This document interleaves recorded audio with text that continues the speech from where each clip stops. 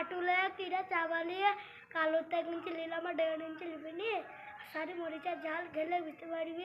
Hello বন্ধুরা, আমি একটা স্টার লাইক কমেন্ট শেয়ার অবশ্যই করবেন।